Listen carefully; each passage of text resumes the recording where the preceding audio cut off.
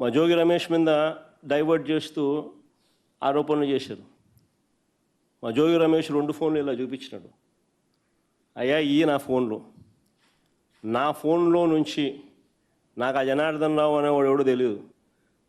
నా జీవితకాలంలో ఒకసారి ఇప్పుడు సోషల్ మీడియాలో ఏదో ఒక ఫోటో తెలుగుదేశం వాళ్ళు సర్క్యులేట్ చేస్తున్నారు.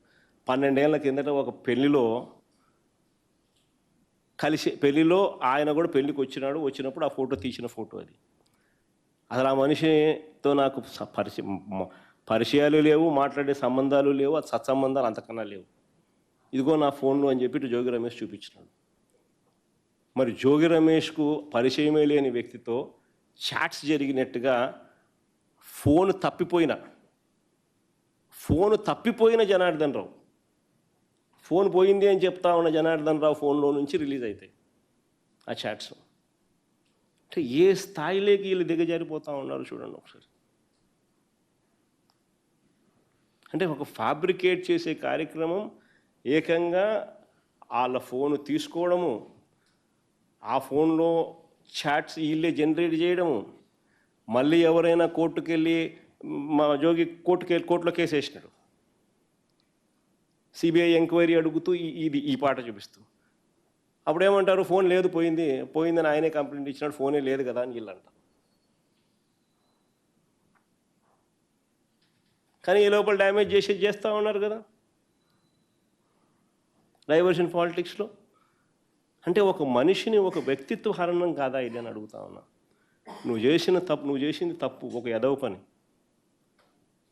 ఆ ఎదవ పనిలో టాపిక్ని డైవర్ట్ చేసేందుకు ఇంకొక మనిషి మీద అమాండాలు వేయడం, ఇరికిచ్చే కార్యక్రమం చేయడం, ఇరికిచ్చే కార్యక్రమంలో ఏకంగా ఎవిడెన్సెస్ క్రియేట్ చేయడం అన్యాయం కాదా ఇదని అడుగుతా ఉన్నా. మొన్న ఇంకొక నీరికిచ్చే దానికోసం 11 కోట్ల రూపాయలు డబ్బులు తీసుకొని పోయి, వీళ్ళ డబ్బులు తీసుకొని పోయి ఆడబెట్టి ఆ డబ్బులు లిక్కర్ స్కామ్ అని చెప్పి, తీరా వీళ్ళు పోయి ఆ డబ్బులు నోట్ల మీద ఉన్న నోట్ల నెంబర్లు ద్వారా ఎవరి బ్యాంక్ అకౌంట్లో నుంచి డ్రా చేసినారు, ఎప్పుడు డ్రా చేసినారు డీటెయిల్స్ ఇమీడియట్లీ తెప్పించండి అని చెప్పి వీళ్ళు కోర్టులో ఫైల్ చేసినారు కేసు. ఆర్బీఐకి లేఖలు రాసినారు. ఎవరు? ఆరోపణలు ఎదుర్కొంటున్న వాళ్ళు. వెంటనే మాటలు లేవు. ఎక్కడైనా కానీ 11 కోట్ల రూపాయలు ఎక్కడైనా ఇటువంటి డబ్బులు దొరికితే ఏం చేస్తారు? డబ్బులు పక్కన పెడతారు కదా ఎవరైనా. పక్కన పెట్టలేదని చెప్పేసి కలిపేసినామంట. ఎవరైనా కలుపుతారు డబ్బులు? అంటే వీళ్ళే డబ్బులు ప్లాంట్ చేస్తూ ఉన్నారు. అది ఇంజనీరింగ్ కాలేజ్ డొనేషన్ల డబ్బు.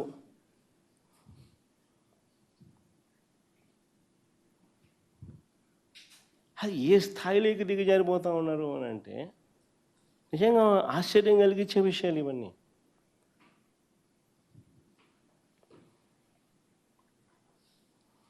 ఎనివే, ఇంకా టాపిక్ల గురించి ఎంత చెప్పినా కానీ ఇది తెగని టాపిక్. ఎందుకనంటే చంద్రబాబు నాయుడు అనే వ్యక్తికి నా సిగ్గు, నా లజ్జ ఏమీ లేవు. సిగ్గన్నా ఉంటే కొంచెం ఏదన్నా చెప్తే సిగ్గుపడతాడు అనుకోవచ్చు. లజ్జన్నా ఉంటే కనీసం సరే అషేమ్డ్గా ఫీల్ అవుతాడని చెప్పని అనుకోవచ్చు. అషేమ్డ్గా ఫీల్ అయ్యేది లేదు, సిగ్గు అంతకన్నా లేదు. సో ఎంబారెస్మెంట్ లేదు, అషేమ్డ్గా ఫీల్ అయ్యేది లేదు. ఇంకటి వాళ్ళతో ఏం మాట్లాడా లాభం ఏంది? ప్రభుత్వంలో ఉన్న మరో ప్యాకెట్ కింగ్, అది కూడా నేను చెప్పాల్సిన పనిలా. టీడీపీ నాయకుడు రేపల్ల నుంచి ప్యాకెట్ కింగ్ అంటే ఎవరో మీ అందరికీ తెలిసిందే.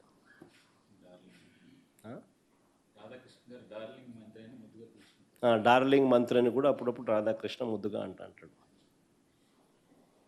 ఎవరో నేను చెప్పాల్సిన పనిలా, మీ అందరికీ బాగా తెలిసిన. ఇష్టానుసారంగా ఆయన నడుపుతూ ఉన్నాడు. ఈ ప్రాంతం అంతా నాది అని చెప్పి. నిజంగా నకిలీ మద్యం ఫ్యాక్టరీలు పెట్టింది చంద్రబాబు నాయుడు గారి మనుషులే. నకిలీ మద్యాన్ని తయారు చేసి తమ మాఫియాలో భాగమైన ప్రైవేట్ లిక్కర్ షాపులకు సప్లై చేసేది చంద్రబాబు నాయుడు గారి మనుషులే. అక్కడే కాదు, తమ బెల్ట్ షాపులకు కూడా, తమ వారు నడిపే బెల్ట్ షాపులకు సప్లై చేసేది కూడా చంద్రబాబు నాయుడు గారి మనుషులే.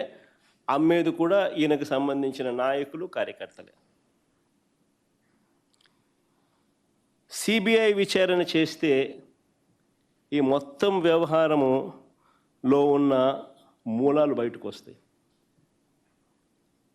కానీ చంద్రబాబు నాయుడు ఈడు కదా సిబిఐకి, సిట్టే ఆయనకు ముద్దు అంటాడు.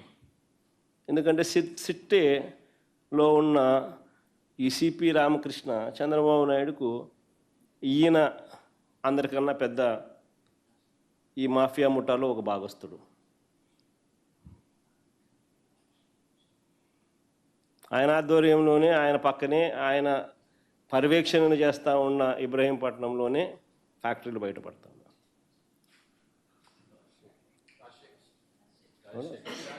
సిపి రాజశేఖర్ అంట కనపడతా ఉంది. ఆయనకు సిట్టే ముద్దు. ఎందుకంటే డైవర్ట్ చేయాలి కదా మన టాపిక్లన్నీ డైవర్ట్ చేయాలి అని అంటే, తప్పుడు ప్రచారాలు చేయాలి అని అంటే, ఇలాంటి వాళ్ళు ఎవరైతే సిండికేట్లో భాగస్వాములుగా ఉన్నారో వాళ్ళంతా వాళ్ళ చేతుల్లో అధికారం ఉండాలి కదా. మరో డైవర్షన్ ఏమిటంటే, ఇది ఇంకా ఆశ్చర్యకర విషయం, ఇది భలే వెరైటీ డైవర్షన్ చంద్రబాబు నాయుడు చేస్తూ ఉండేది. ఇకపై లిక్కర్ అమ్మేటప్పుడు క్యూఆర్ కోడ్ స్కాన్ చేయాలంటూ రాష్ట్ర ప్రభుత్వం జారీ చేసిన ఉత్తర్వులు. ఇకపై లిక్కర్ అమ్మేటప్పుడు క్యూఆర్ కోడ్ స్కాన్ చేసి అమ్మాలనంటూ రాష్ట్ర ప్రభుత్వం ఇటీవల జారీ చేసిన ఉత్తర్వులు. ఇది నిజంగా అన్నిటికన్నా హైలైట్. ఎందుకో తెలుసా? లిక్కర్ షాపులు ఉండేటివి ఎవరివి? అన్ని చంద్రబాబు నాయుడు గారి మనుషులవే కదా. బెల్ట్ షాపులు ఉండేటివన్నీ ఎవరివి? అన్ని చంద్రబాబు నాయుడు గారి మనుషులవి కాదా. ఇల్లీగల్ పర్మిట్ రూముల్లో లూజ్గా పెగ్గులు చొప్పున లిక్కర్ అమ్మేది ఎవరు? చంద్రబాబు నాయుడు గారికి సంబంధించిన కార్యకర్తలు, మనుషులు, నాయకులు, వాళ్ళ లిక్కర్ సిండికేట్ మాఫియా కాదా. మరి ఇలాంటి వాళ్ళకే చంద్రబాబు నాయుడు బాధ్యత ఇస్తూ ఉన్నాడు, క్యూఆర్ కోడ్ స్కాన్ చేయండి అని. అంటే దొంగకు తాళాలు ఇవ్వడం అంటే ఇది కాదా అని అడుగుతా ఉన్నా.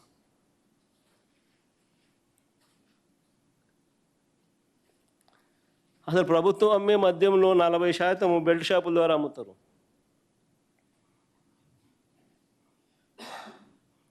మరో 40% ఇల్లీగల్ పర్మిట్ రూమ్లలో అమ్ముతున్నారు. అక్కడే కూర్చోబెడుతున్నారు, పెగ్గుల్లో పోస్తున్నారు. ఎంఆర్పి రేటు గాలికి ఎగిరిపోయింది.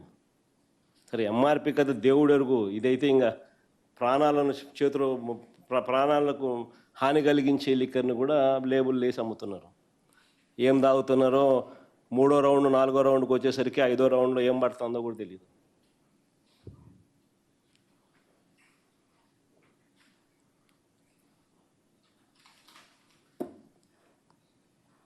రెండో పెగ్గు 3వ పెగ్గుకు 1వ పెగ్గుకు తేడా కనిపిస్తుందేమో, 3వ పెగ్గు 4వ పెగ్గు వచ్చేసరికి తేడా కనపడదు అని నేను అనుకుంటున్నాను. ఎందుకంటే నేను తాగే అలవాటు లేదు కాబట్టి నేను అనుకుంటాను. అంటే అంత బరితెగింపు. అంటే ఎవరినైనా కూడా మనం 3వ రౌండ్ దాటితే ఎవడైనా కానీ ఏం గుర్తుపడతాడులే, పోవడమే కదా, పోసేయడమే కదా, పెగ్గులే కదా అని పెగ్గుల్లో పోసేయడమే కదా అని చెప్పి ఇల్లీగల్ పర్మిట్ రూమ్లో పెగ్గుల్లో పోస్తున్నారు. గ్రామాలలో బెల్ట్ షాపులలో యథేచ్ఛగా అమ్మేస్తున్నారు. ఎవడు స్కాన్ చేసేది అక్కడ? ఎవడు క్యూఆర్ కోడు, ఎవడు స్కాను, ఎవడు చేసేది? అంతా ఇల్లే. అదే మా ప్రభుత్వ హయాంలో ప్రభుత్వం ఆధ్వర్యంలోనే మద్యం దుకాణాలు నడిచేవి. ప్రభుత్వం ఆధ్వర్యంలోనే మద్యం దుకాణాలు నడిచేటివి. లాభాపేక్ష ప్రభుత్వానికి లేదు. అందుకనే బెల్ట్ షాపులన్నీ రద్దు చేసినాం. అందుకే షాపులు కూడా సంఖ్య తగ్గించినాం. అందుకే టైమింగ్స్ పెట్టి మరి షాపులు నడిపాం. ఎప్పుడంటే ఎప్పుడు అవైలబుల్గా పెట్టలా. ఇల్లీగల్ పర్మిట్ రూములు లేవు, రద్దు చేసినాం. క్యూఆర్ కోడ్ స్కాన్ చేసి గవర్నమెంట్ షాపుల్లో అమ్మక మునుపు స్కాన్ చేసి అమ్మేటోళ్ళు డైనమిక్గా. అసలు క్యూఆర్ కోడ్ సిస్టమ్ తెచ్చింది మేమే, ఇంతకుముందు లేదు క్యూఆర్ కోడ్. మా ప్రభుత్వం వచ్చినాకనే క్యూఆర్ కోడ్ సిస్టమ్ తెచ్చినాం, ట్రాన్స్పరెన్సీ ఉండాలని. ఎంపానెల్డ్ డిస్టిలరీస్ నుంచి మాత్రమే లిక్కర్ వచ్చేది. ఆ ఎంపానెల్డ్ డిస్టిలరీస్ కూడా కొన్ని 100 కోట్ల రూపాయలు ఖర్చు చేసి డిస్టిలరీలు పెట్టిన వాళ్ళు. ఆ ఎంపానెల్డ్ డిస్టిలరీస్ కూడా మేము ఎంపానెల్ చేసింది కాదు, చంద్రబాబు నాయుడు గతంలో ఎంపానెల్ చేసినట్టు. అంటే 100 కోట్ల రూపాయలు ఖర్చు చేసి ఫ్యాక్టరీలు పెట్టి దాన్ని ఎంపానెల్ చేసుకునే కార్యక్రమం చేస్తే అక్కడ క్వాలిటీ మద్యం అనేది దొరుకుతుంది. ఆ క్వాలిటీ మద్యానికి క్యూఆర్ కోడ్ పెట్టి ట్రేస్ చేసి గవర్నమెంట్ షాపులలో గవర్నమెంటే దాన్ని అమ్మితే, అమ్మే ముందు ప్రతి బాటిల్ను స్కాన్ చేసి క్యూఆర్ కోడ్ స్కాన్ చేసి అమ్మితే ప్రజలకు మంచి ఆరోగ్యం అనేది కనీసం కొద్దో గొప్ప, తాగితే ఎలాగూ చెడిపోతుంది, కనీసం ఆ ఉన్న కాడికన్నా కొద్దో గొప్ప ప్రజలకు మంచి ఆరోగ్యం ఇచ్చే ప్రయత్నం ఒకటి మా ప్రభుత్వ హయాంలో జరిగింది.